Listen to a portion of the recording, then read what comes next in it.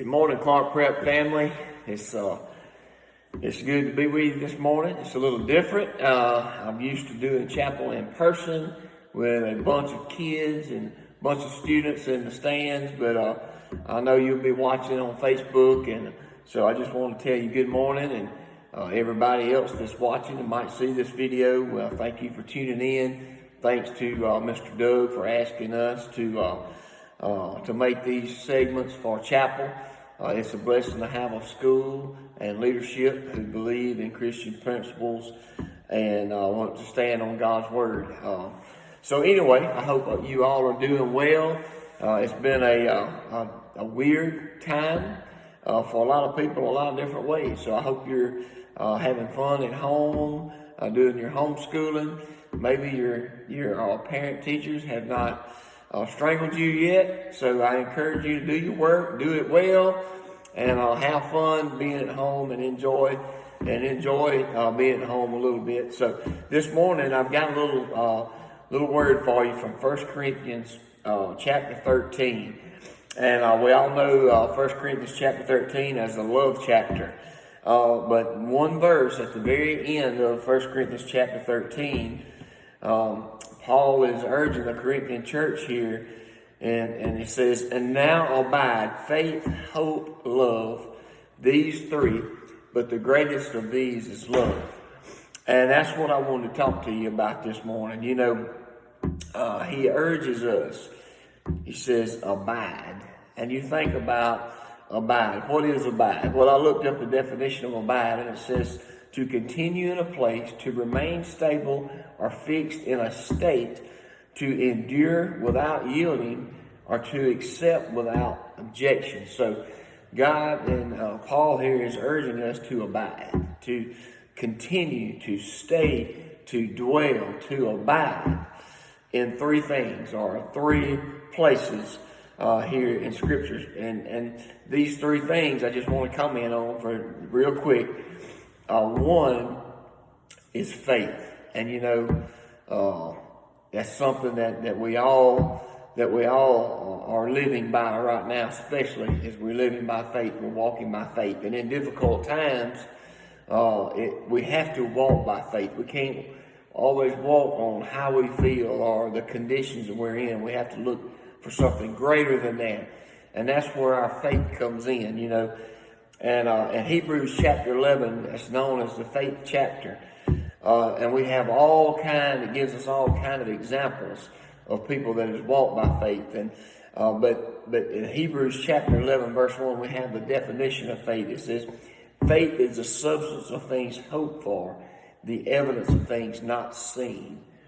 So faith is something that's here. Faith is something that's now. Faith is something that we do.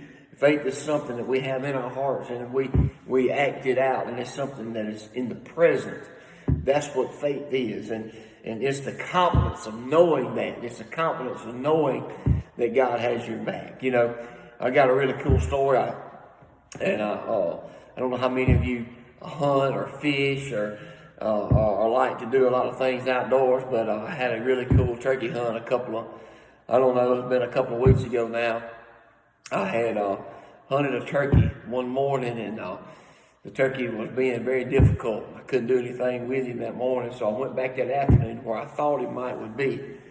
And I sat up there, and I slipped in the woods. I was really, really quiet, and I found me a beautiful spot that I thought he was going to be coming back to roost that afternoon. And I eased out there real quiet, put me a decoy out.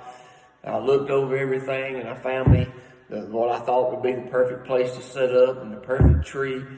So I get set down, I get camouflaged good, and it's about 4:30 in the afternoon. So I yelp, and I cluck, and I purr, and I scratch in the leaves. I do everything as if that gobbler was right down the hill listening to me. I anticipate him hearing that call. I anticipate him coming up that road and walking right out there at the decoy. I anticipate all that. In faith, I'm hunting, but knowing that gobbler could come at any minute. So I sat there, and I sat there, and sat there, and sat there. Finally, about 2 hours, a little over 2 hours later, I hear something walking. So I cluck and I purr and I scratch real quietly, just like a real hen would do, anticipating that that's that gobbler. And sure enough, after about 5 minutes of hearing it walking, he got closer, and he came right up to where I was at, and I got him. But you're talking about walking by faith. That's just an example. If you hunt, if you fish, you play ball, there's so many things that we do every day that we're walking by faith, but we don't realize it. But it's time that we grow in our faith as Christians, and it's time that we exercise that faith. We need to live every day as if we know Jesus has our back. We need to live every moment as if we know that no matter what happens in this life, that God has our back and we have victory through Jesus. So we need to walk by faith. And that's one thing Paul is encouraging us to walk by faith. And not only that, but he says hope. The definition of hope is the expectation of future good. To expect with confidence. And faith and hope go hand in hand. Except one thing that I would like to say, faith is here and now. Faith is something we do now. Hope is something that we're looking forward to the future. Hope is something that could happen tomorrow. And we got to have faith with our hope combined that God is going to look out for us, that God is going to make everything work out. And God's word tells us that all things work together for good to those who love Him, to those who are called according to His purpose. So we've got to have hope. We can't just see what's going on now. We can't just see what's happening now. We've got to have hope for tomorrow. And our faith is what gets us there. Our faith in Jesus Christ. Our faith that we have through Him. And our hope that we have for tomorrow. Our hope that we have for today. Our hope that we have for next week, for next month, and all eternity. We've got to have that. We've got to put those two together. Faith and hope. And the last thing that he encourages us to do is love. 1 Corinthians chapter 13 is another chapter. It's known as, it's the love chapter.